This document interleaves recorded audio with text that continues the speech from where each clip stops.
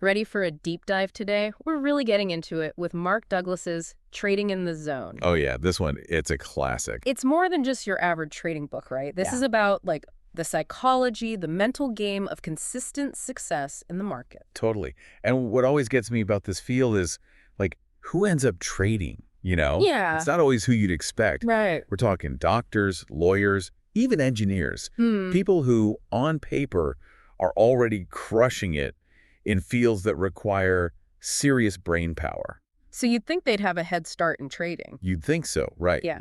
But Douglas makes this point. It's not just about raw intelligence, you know what I mean?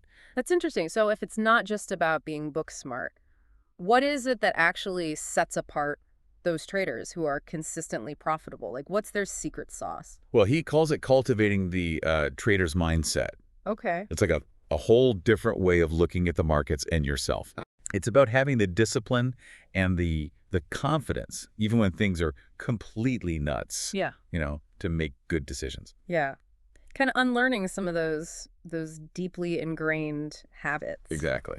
And he tells a story, I think you'll appreciate this, about this novice trader. Yeah. Starts out, and everything's coming up roses, win after win after win. Oh, I know where this is going. You ever known anyone like that? Seen it a million times. Yeah. Beginner's luck, they call it. For a reason. Why is it that when something seems too good to be true, it usually is? Right. Well, this early success, it can really mess with your head, Oh, yeah. The novice trader, they start thinking, I've got this figured out. They get cocky, stop managing risk, disaster waiting to happen. It's like they've climbed to the top of a mountain, only to realize they forgot the safety rope on the way up. Exactly. And then, boom, one bad trade, another one. Yeah. It can all come crashing down so fast. So what's happening psychologically there? Why are we so prone to these traps, even when we, like, logically, we know better? It's like our brains are hardwired to crave certainty, Oh, tell me about it. especially when money's involved. We want to see those patterns, those trends that make us feel like we're in control. We want guarantees in a world that doesn't offer any. Exactly. And that's where things get dangerous because we start seeing patterns that aren't really there. We Oh. overanalyze, ignore the warning signs, all because our brains are screaming for a sure thing. So we're essentially trying to impose order on something inherently chaotic. Exactly. And the market doesn't care about our need for certainty. Yeah. Remember the crash of '87? Oh, yeah. Classic example. Yeah. So many analysts convinced the market was rock solid, completely ignoring all those little red flags popping up. It's a good reminder that anything can happen in the markets. Always.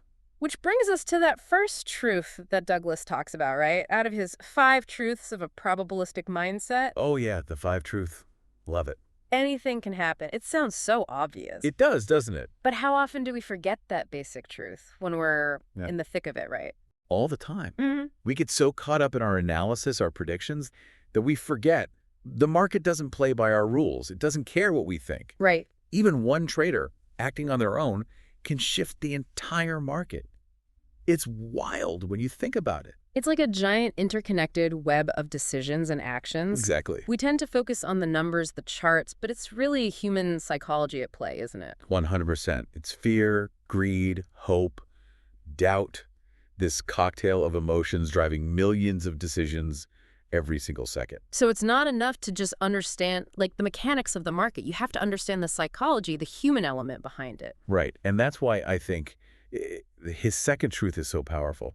Are you ready for this one? You don't need to know what is going to happen next in order to make money. Whoa, right. That one usually throws people for a loop, especially new traders. Especially if they're coming from fields where, like, you have to be right to succeed, right? Exactly. If you're a doctor, you need the right diagnosis. If you're a lawyer, you need to know the law. But in trading. In trading, if you need to predict the future to make money, good luck. You're setting yourself up for failure. It's a recipe for disaster. Yeah. Because then you're just making emotional decisions, right? Totally. You're chasing your losses, jumping in and out of trades based on gut feelings. It's a slippery slope. So how do we break free from that? From that need to know the unknowable? So last time we were really digging into this idea from trading in the zone, this idea that you don't need to predict the future to be a successful trader.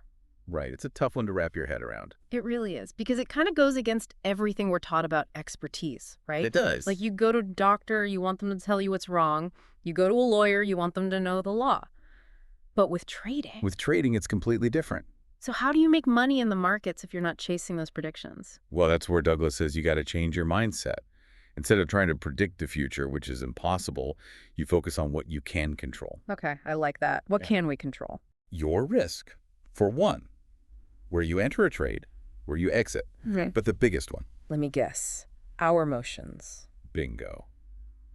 Controlling your emotional responses to the market, that's what really sets apart the pros from the amateurs. So it's almost like we need to master ourselves more than we need to master the markets. Exactly. It's about recognizing that the market's going to do its own thing. You can't predict it, but you can control how you react to it. That makes sense. But how do you actually do that? How do you develop that unshakable discipline? How do you become like immune to those emotional traps? Well, Douglas talks about this concept he calls making yourself available to the market's flow. Okay. Making yourself available.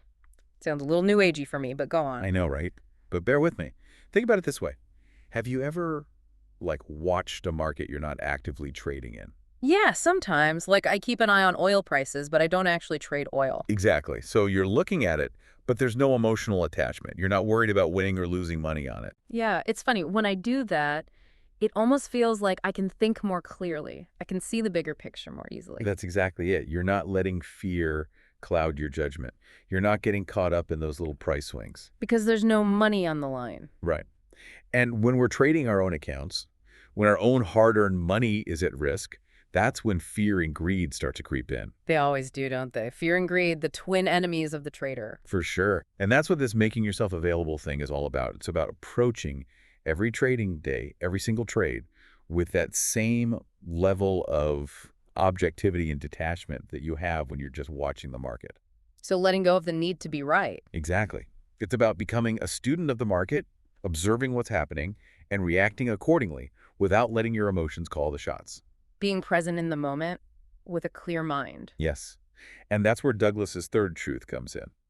There's a random distribution between wins and losses for any given set of variables that define an edge. So what you're saying is, even if you have a solid strategy, even if you've done your homework and you're pretty sure you've found an edge, you're not going to win every trade. Exactly. Even with an edge, there's always an element of randomness. It's like flipping a coin. You might have a slightly higher chance of getting heads, but you're not going to get heads every single time. It's about playing the odds over the long term. Exactly. And accepting that randomness, accepting that you can't control the outcome of every single trade, is key to staying emotionally balanced. It's about focusing on the process, not the individual results. Exactly. You Yeah. got it. And that leads us to the fourth truth. An edge is nothing more than an indication of a higher probability of one thing happening over another. Okay, so we need to ditch this idea that there's some magical trading system out there that guarantees wins. 100%. It doesn't exist. Trading is about probabilities, not certainties. It's about tilting the odds in your favor, even if it's just a little bit. Exactly. And then, of course, you need to execute on those edges consistently, Consistently and unemotionally. which is where those 7 principles come in, right? Yes. Yeah. The consistency code, he calls it. And these are really the building blocks of a successful trading approach.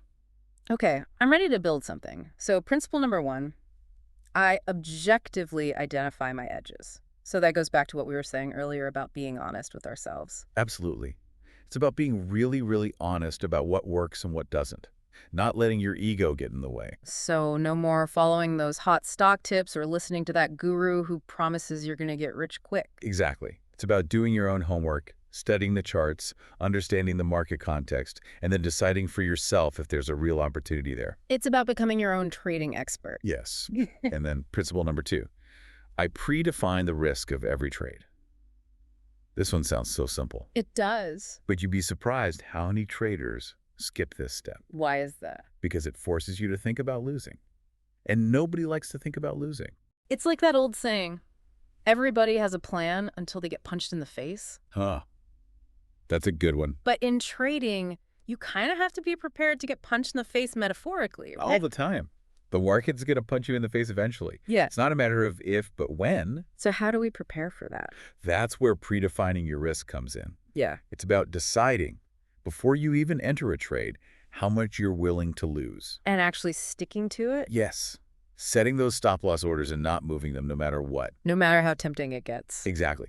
Because once you start moving those stop-loss orders, you're just letting your emotions dictate your decisions. And that's a recipe for disaster. 100%. It's like playing poker with your eyes closed. So we've objectively identified our edge. We've predefined our risk. What's next? Now, we got to be willing to walk away. From a trade, even if it's looking promising. Especially if it's looking promising. That's where principle number 3 comes in. I completely accept the risk, or I'm willing to let go of the trade. Okay, so this is all about honoring those stop-loss orders that we set, right? 100%. It's about being disciplined enough to cut your losses even when it hurts. It's about recognizing that not every trade is going to be a winner. And that's okay. In fact, it's more than okay. It's essential. It's part of the process. Exactly. So we've got these principles, right? They make sense on paper. Yeah, solid groundwork. But then there's real trading with real money and real emotions flying around. Big difference. Well, tell me about it. That's the gap where a lot of people, they can't bridge it. Right. They get stuck. Stuck is putting it mildly. So to help with that, Douglas has this idea. He calls it the casino method. Okay, now when I hear casino, I'm thinking, I need to be careful with my trading account. Right. Not about turning your platform into a slot machine. Okay, good, good. But there's a mindset thing, right? Like we're thinking like a casino owner. Exactly. Think about it. Casinos, they've got all these games of chance, but they're still raking it in year after year. The odds. It's all about the odds. Right. They're not trying to win every hand of blackjack, every spin of the roulette wheel. Right. They're playing the long game. They trust that over time, with enough people playing, those little advantages, those tiny edges, they add up. Big time. Okay, so how do we, as traders, put on our casino owner hats, so to speak? So you take your trading system, whatever it is, right? Yep. And you treat it like it's a casino game. You're not worried about this trade or that trade. You're looking at the system as a whole. Interesting. So you pick a set number of trades. Douglas uses 20 as an example. Could be any number, really. Okay, 20 trades. And you trade that system by the book, no changing your mind halfway through, for all 20 trades. Win, lose, whatever. You stick to the plan. So it's almost like a scientific experiment on my own trading. There you go. You're taking the emotion out of it. You're just testing the system, seeing if it really does what you think it does. I like that. No more second guessing. No more fear or greed clouding my judgment. Exactly. Because fear and greed, those are the things that'll make you blow up your account faster than anything else. They really are, aren't they? So this casino method, it helps with that, the emotional side of things. Big time. And remember those 5 truths, those 7 principles we talked about. Those are your guideposts during this whole process. Right, right. They help keep us grounded. Exactly. And don't underestimate the power of journaling, by the way. Oh, yeah. As you're going through your 20 trades, write down everything you're feeling. When do you feel the urge to break the rules? Oh. When does that fear start creeping in? So it's about self-awareness, really understanding how my mind works under pressure. Exactly. You got to know your enemy, right? Yeah. And in trading, the biggest enemy is often staring back at you in the mirror. So what are some of the big takeaways from this whole casino method idea? Why should we, try this out? Well, for one, it really drives home the importance of consistency. Like a casino, we don't need to win every hand to come out ahead in the long run. Exactly. It's about consistently applying your edge, trusting that over time, those small wins will compound. Small wins adding up to big gains. I like the sound of that. Right. And the second thing is, it helps you detach from the emotional roller coaster of individual trades. Because when you're focused on the process, the long game, you're not going to get so worked up over every little win or loss. Which is huge, because those emotional swings, they can be brutal. They can completely derail you. Yeah. And then third, you're getting real hard data to see if your system actually works. Right. It takes the guesswork out of it. Exactly. You're not relying on your gut feeling or some guru say so. You're looking at the numbers, black and white. And then you can adjust your approach based on that data. So it's a constant process of learning and refining and improving. Always. Trading is a journey, not a destination, right? Well said. So we've covered a lot of ground in this deep dive. We talked about the 5 truths of the market, the consistency code, the casino method. Lots to think about. But Douglas, he doesn't stop there. He talks about this next level of trading, something he calls intuitive trading. Ah, yes. Intuitive trading. That's where things get really interesting. Right. It's like once you've mastered all the mental stuff, the discipline, the emotional control, something else kicks in, something almost mystical. Almost. It's like you start to see the market in this whole new light. Yeah. Insights just come to you. effortlessly. So it's not just about the charts and the numbers anymore. It's about more than that. It's about feeling the rhythm of the market, understanding its language on a deeper level. Wow. So how do we get there? How do we develop this intuitive sense of the market? Well, that's the million-dollar question, isn't it? Yeah. And unfortunately, there's no easy answer, but I think it starts with mastering the basics, really internalizing those 5 truths, those 7 principles, because once you've laid that foundation, the rest will start to come naturally. So it's a journey of self-discovery as much as it is about understanding the market. 100%. And that's what makes it so fascinating. You're not just learning to trade, you're learning about yourself in the process. I love that. Well, on that note, as we wrap up our deep dive into trading in the zone, I want to leave you with this. What if intuitive trading isn't about some magical ability that only a select few possess? What if it's simply the natural outcome of mastering yourself, of developing that deep understanding of both the markets and your own mind? Something to ponder as you continue on your trading journey.